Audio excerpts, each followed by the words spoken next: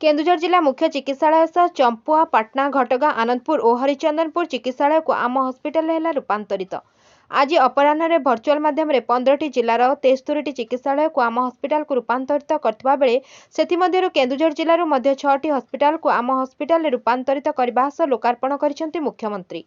ए लोकार्पण उत्सव में सांसद चंद्राणी मुर्मू, केन्दुझर बनखंड अधिकारी एस.डी. धनराज और स्वास्थ्य अधिकारी और स्वास्थ्यकर्मी माने उपस्थित थे। मुख्यमंत्री कार्यक्रम परे सांसद जिला मुख्य चिकित्सालय परिसर में नवनिर्मित बहिर्विभाग विभाग और शक्ति काफे फिता काटी उद्घाटन करते। आज माननीय मुख्यमंत्री श्रीयुक्त नवीन पट्टनायक महोदय स्वास्थ्य क्षेत्र में सारा राज्य में गोटे वैप्लविक परिवर्तन आनी।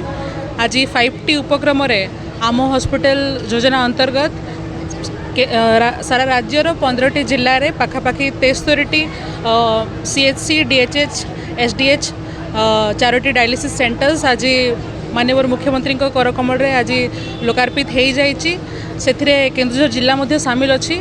आज केन्दुझर जिलार DHH सहित 2टी SDH और 3टी CHC पाखापाखि 20 कोटी व्यय अटकल तार रूपांतरित होती। निश्चिंत भाव में आगामी दिन में लोक मैंने उत्तम स्वास्थ्य सेवा पाइबे।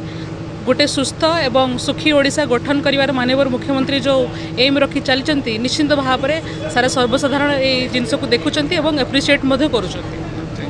Bureau report Ekamra news.